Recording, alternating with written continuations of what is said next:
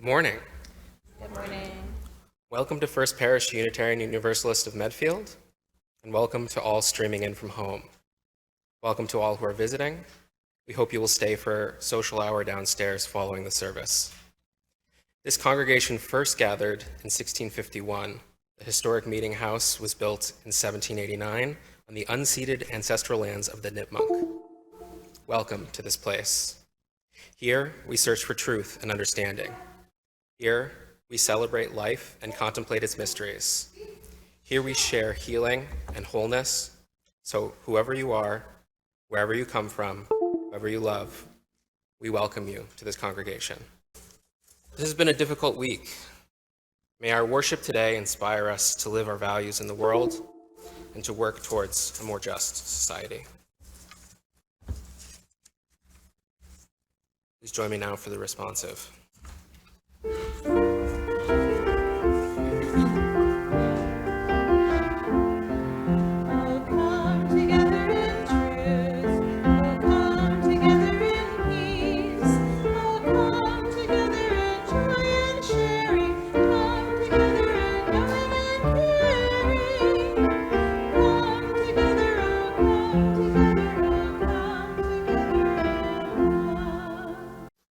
Chalice Lighting for Challenging Times by Lisa Doge.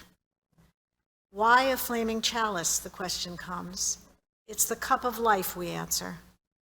A cup of blessings overflowing, a cup of water to quench our spirit's thirst, a cup of wine for celebration and dedication, the flame of truth, the fire of purification, oil for anointing, healing. Out of chaos, fear, and horror, thus was the symbol crafted a generation ago. So may it be for us in these days of uncertainty, sorrow, and rage, and a light to warm our souls and guide us home.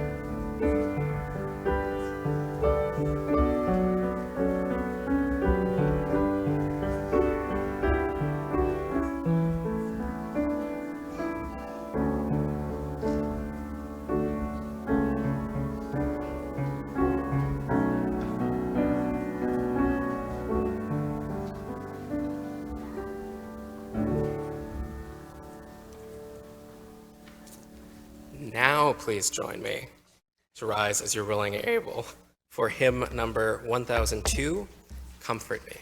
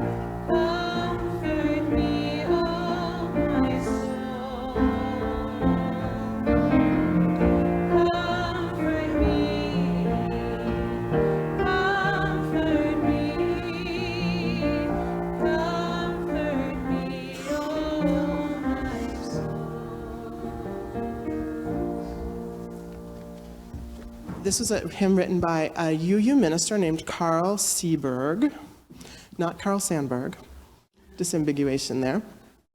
And he actually, he was a minister from Medford, Mass, and he wrote 7 hymns that are in the book that you're holding right there. So he's a big hymn writer. He was actually the archivist. For those of you who know me, I'm a librarian. He was the archivist for the UUA for many, many years. So he's a big contributor to Unitarian Universalism. And can someone volunteer to read me the first 11 words of this hymn? You want to do that for me? Find a stillness, hold a stillness, let the stillness carry me. Absolutely perfect. And if I think if we repeat those words over and over, it might be a kind of mantra. But we'll practice that in a minute. Stillness has many synonyms: quiet, silent, at rest. Now, the German word still is of course to be found in all the Scandinavian languages as well. It has this same meaning. Now, you all know the hymn, the Christmas song, Silent Night, Holy Night, right? You know what the German version is? Stille Nacht. Stille Nacht, still night. So it's not only being quiet or silent, it means being at peace, being at rest, being in a zone of comfort and relaxation. So when we say stillness, when this hymn says, find a stillness, hold the stillness, let the stillness carry me, that means not only finding something that's already there, but creating it, making a place for yourself where you can be at rest, which takes us back to meditation. What we're going to do is practice a little bit of meditation with our Unitarian Universalist mantra. And Eva's going to help us out, and we're going to sit very still on the outside if we can, best we can. We're going to close our eyes if we're comfortable doing that. We're going to maybe think of a place that makes us feel calm and still. A painting, that pond or that body of water that doesn't even have a ripple on it. Maybe that beautiful cloud that doesn't even look like it's moving because there's no wind at all. Find the stillness, oh, the stillness, let the stillness carry me. Find the stillness, oh, the stillness, let the stillness carry me.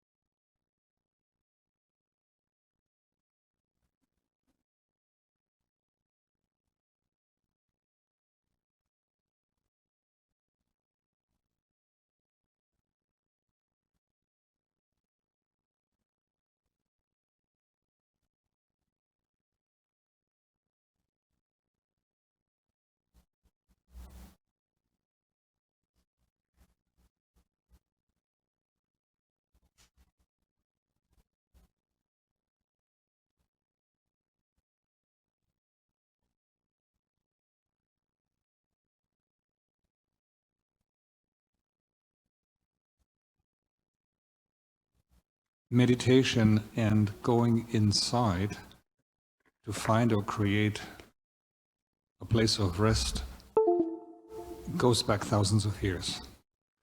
And as a historian, I can tell you that it flourishes, this practice flourishes most in times of civil unrest and social turbulence, when people are really upset, depressed, feel that they cannot shape what's going on in the world, they go inside. And the important thing is to remember this is not something that's already there when you go inside. It's something that you create. You create that place through a practice, through controlling your breath, through listening to your body. So the takeaway for all is that this is something you can create when you look for restfulness, for stillness. And maybe healing too. Thank you all so much. Thank you all for participating. I appreciate it.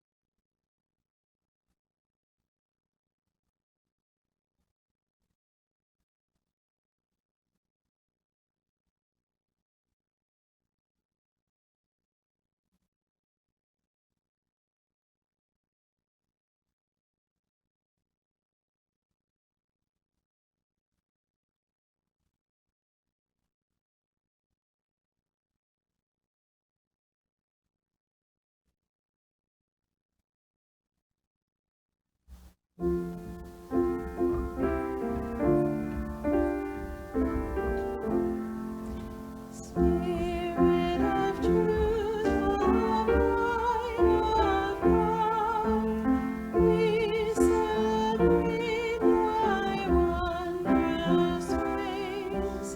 Unite our hearts this sacred hour, in faith and hope and charity.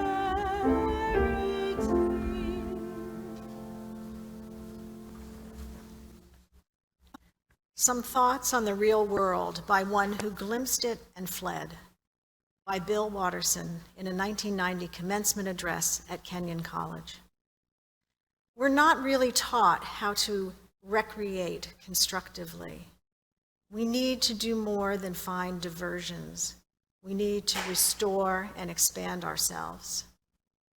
Our idea of relaxing is all too often to plop down in front of the television set and let its pandering idiocy liquefy our brains.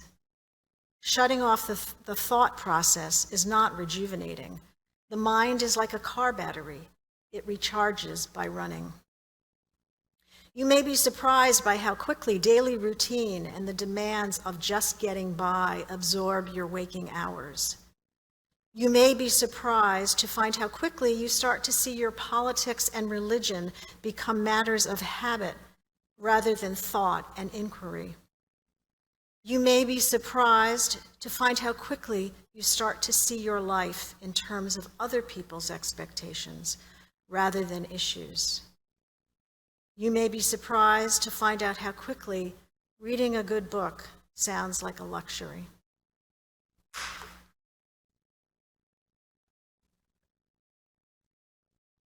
Thank you, Kay. I got a little out of order this morning, so my apologies. I see a number of new faces, so I'm going to take the opportunity to introduce myself. My name is Dewey, and I'm the chair of the Worship and the Music Committee. I'm leading today's service as Rev Dave has the day off. I have the dubious honor of leading the first service after the presidential election.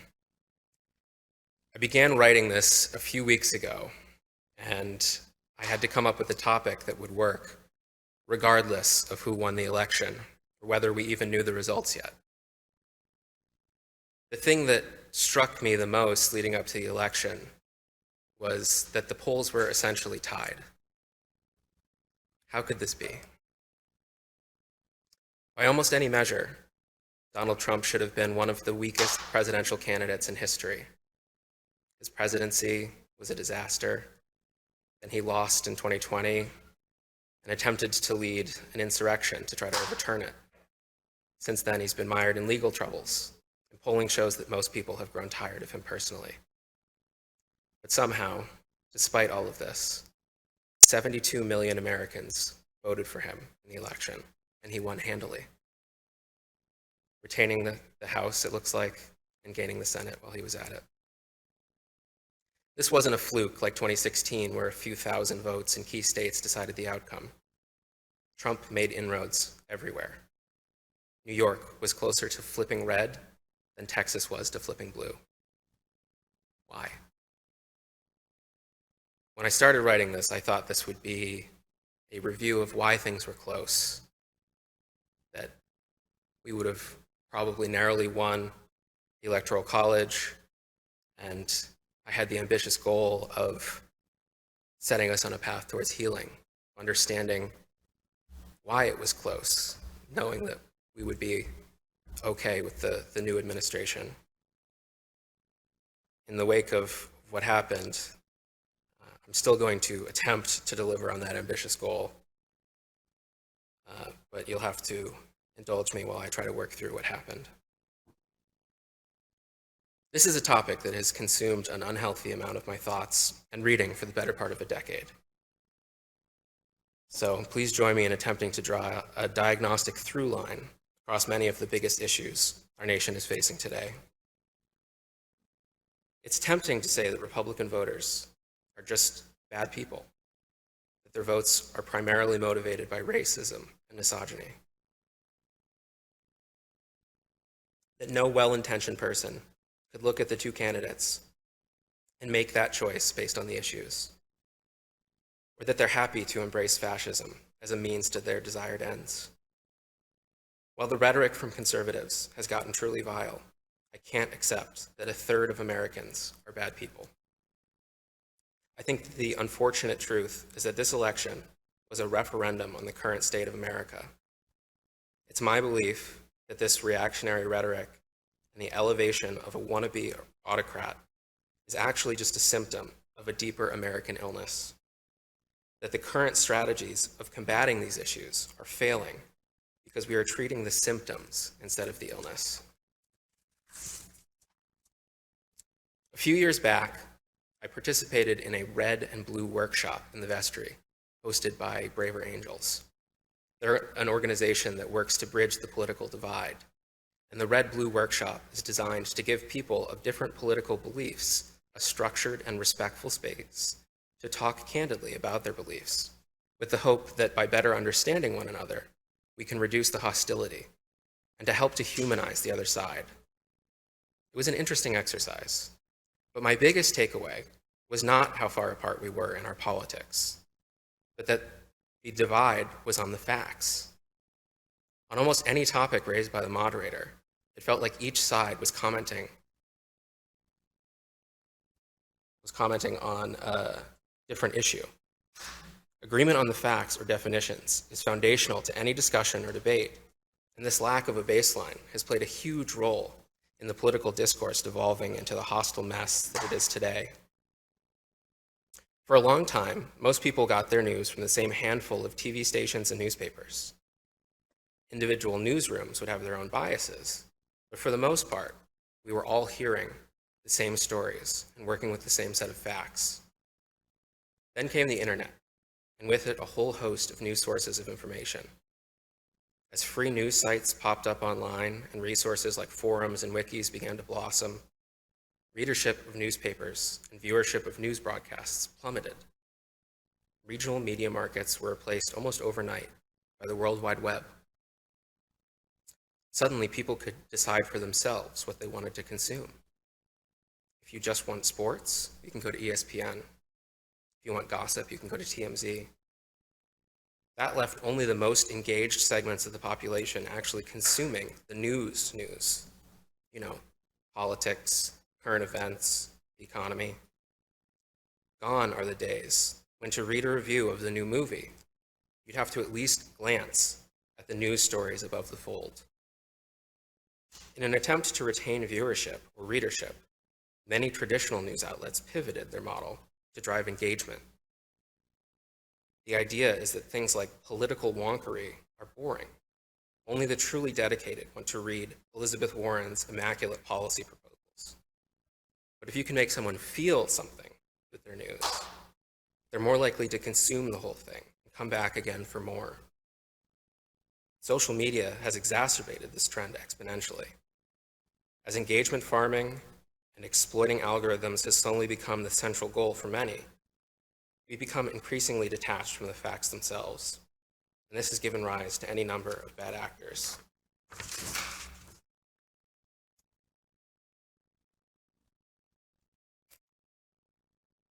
The likes of Alex Jones, Tucker Carlson, and Ben Shapiro embraced the right-wing grift and intentionally stoked the fires with misinformation disguised as news coverage. Perhaps even more sinister are the ostensibly non-political content producers who present a gateway for men, especially young men, into conservative thought. This content is frequently referred to as the manosphere, best known for Joe Rogan, Barstool Sports, UFC President Dana White, or Andrew Tate. They present sports and leisure with just a sprinkling of racism and misogyny. But as you consume more of this type of content, the algorithms slowly take you to more explicitly hateful and political content. The cross-pollination of politics, news, and sports by the right allows for misinformation and disinformation to spread quickly and primes many non-political people towards conservative framing of issues. In this environment, the truth becomes what is repeated the most, regardless of its actual veracity. This disconnect from the truth is pervasive in today's society, but there's perhaps no more nefarious and dangerous conspiracy than the idea that climate change is not real. For those paying attention, you'd be hard-pressed to find a more dangerous issue, not just to America, but to the world. Each year is hotter than the last. Major weather events are happening with increased frequency and intensity. The soil is eroding, coral reefs are bleaching, insects are dying off. Microplastics are in virtually every living organism. Last year, for the first time in recorded history, trees and other major carbon sinks absorbed less carbon than they emitted due to fire and drought. Given the severity of the issue, you would think that the environment would be one of everyone's top issues. But Pew data showed that for this election cycle, the environment was ranked 10th overall, with only 37% of voters saying that it was very important to their vote. The world is quite literally on fire.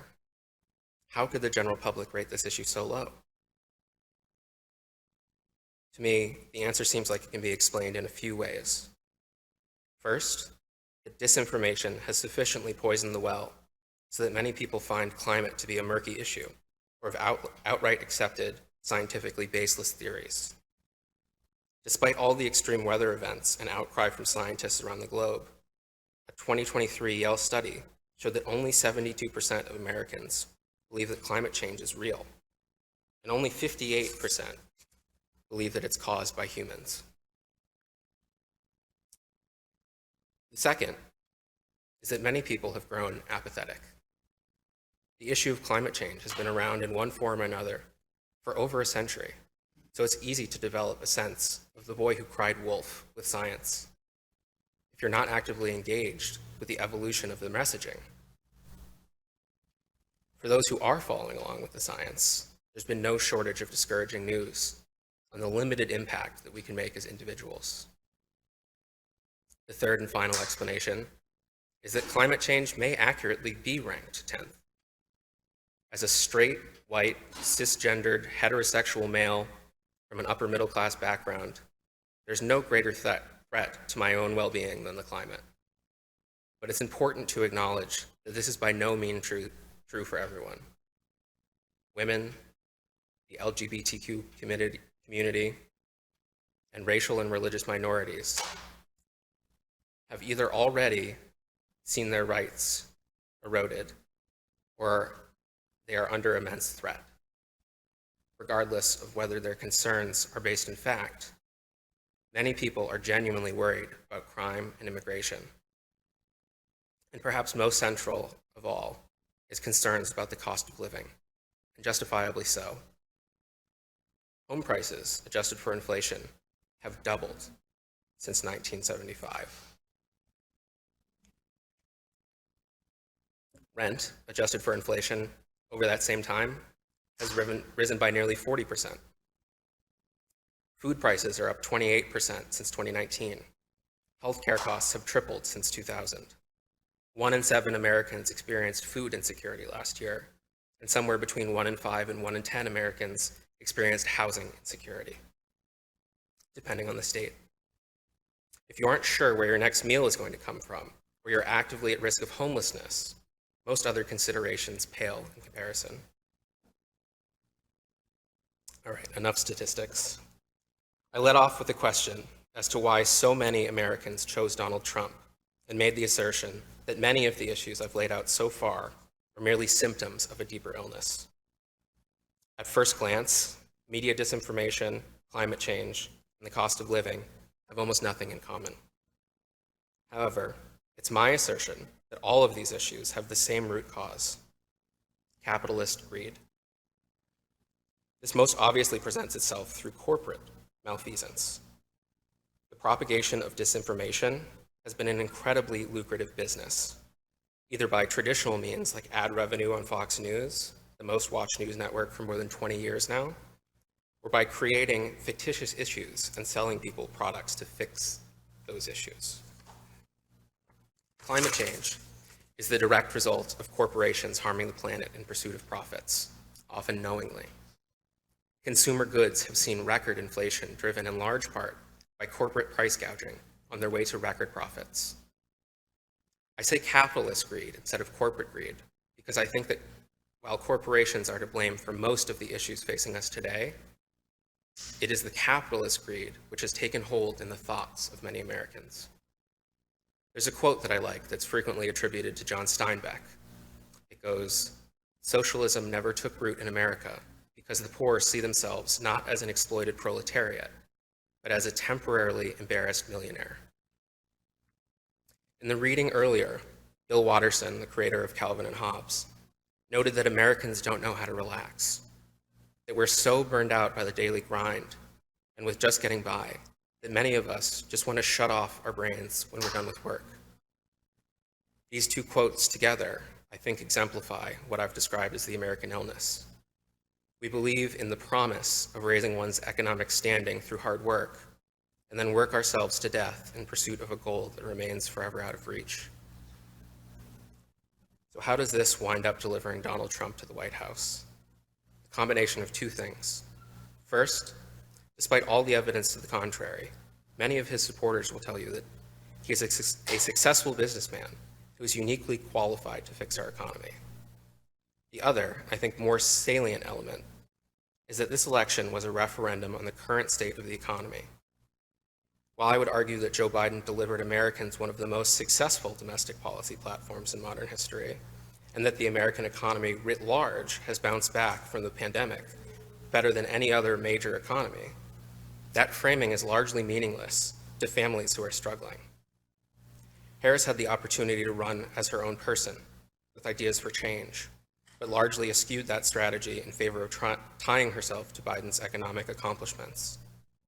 When faced with a choice of 4 more years of the same or a change of course, Americans resoundingly chose change, for better or for worse. That brings me to my final point. How do we move forward? How do we heal? In the short term, we need to survive this presidency. Alexandria Ocasio-Cortez did a live stream this week on Instagram that I would recommend to everyone about the importance of utilizing non-governmental levers of power for resistance, like building strong communities that mobilize to protect one another. She stresses the importance of learning from historical examples of countries who have successfully resisted the rise of authoritarianism, and cites collective resistance as a key factor to success. In the longer term, we need to dismantle the worst elements of capitalist greed and authoritarianism from our society. History would tell us that left-wing populism is the natural enemy of both of these evils, and the empowerment and the development of a true progressive wing of the Democratic Party will be needed. This task is dauntingly large, and likely beyond the abilities of any of us here to execute.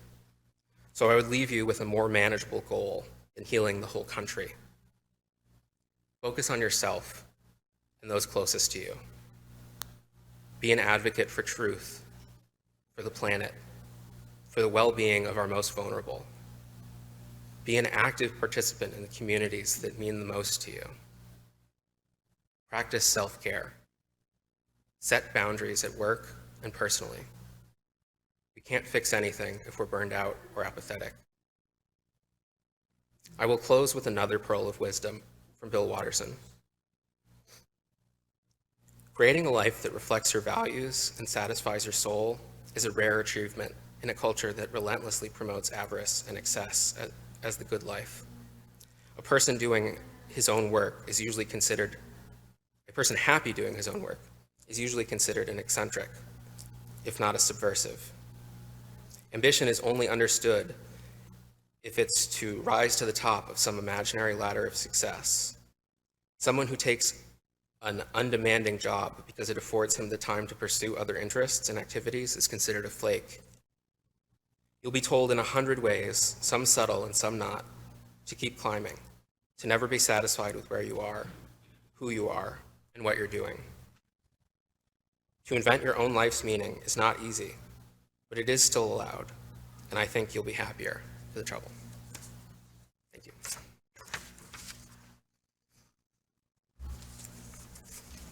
I would now invite forward Fritz Fleischman, to introduce today's offering.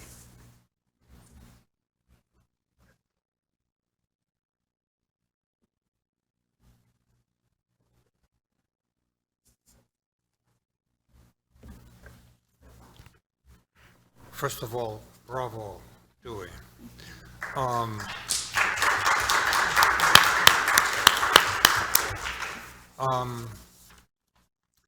Yesterday was my father's birthday, November 9th. He would have been 104 if he was still with us. But November 9th is also the anniversary of Kristallnacht in 1938, when Germans burned down, pillaged, and tore down all the synagogues. It's also the anniversary of the falling of the Berlin Wall in 1989. So, friends of mine who are Hegelians say, oh, history will always heal itself. No, it does not heal itself. It takes us to take action. I have a big sticker on our refrigerator at home that says, democracy is not a spectator sport. Anyway, that was my footnote. I have a poem for you today. Is anybody familiar with the blog Reasons to be Cheerful? You should Google it. I recommend it. So the editor is a poet, Rebecca Faulkner, and she collected submissions from readers and wrote a poem called No Matter Who Wins, an assemblage poem by Rebecca Faulkner, which you will see, this is very apropos of what we're talking about. No matter who wins, I won't give up. I will live lightly on the land, wave to passing cars, embrace those closest to me, listen to less news and more music, stand up for what I believe in, no matter who wins. I will continue to fight for justice and human rights. Solar panels will keep generating electricity. I will still ride my bike, share my story through animation and music, keep working to decarbonize my community. I will continue to restore the wildlife habitat where I live, no matter who wins. I will advocate for individuals living with mental illness, be the best grandmother, make kindness my priority, no matter who wins. I will champion reproductive rights, treat others with respect and kindness. I'll continue to fight, be mindful of water usage, advocate for gender equality, help build a more peaceful world, be respectful of others, no matter who wins. I will support my family, friends, and neighbors, speak with respect and empathy, champion humility, no matter who wins. I will smile at people. I won't hide from difficult things. I will stay positive, organize for peace, racial equality, and social justice. I will continue to plant trees, no matter who wins. I will show up, make art, continue to love, no matter who wins. Rebecca Faulkner from Reasons to be Cheerful, highly recommended. So today's donation go also to Rosie's Place, which is a homeless shelter in Boston. Also very apropos, and as the weather turns colder, I cannot imagine a more miserable situation than to be homeless. So let us be generous and support both this community and that community.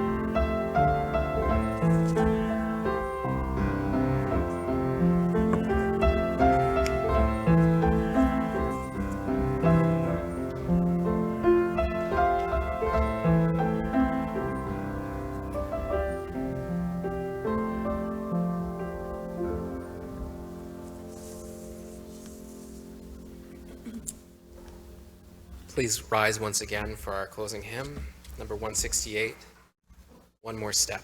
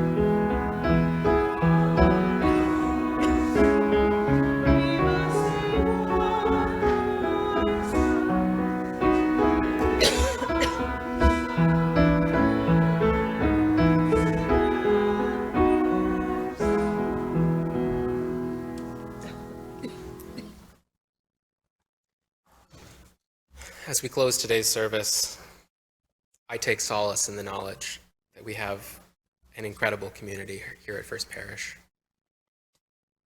That I know that we will look out for one another and for those around us. Please join me for the closing response. Until we meet again, to live and die, to do the right and grow in love and care. I will now extinguish our chalice, but may its light and warmth stay in our hearts until we meet again. Here ends our worship. Now let our service begin.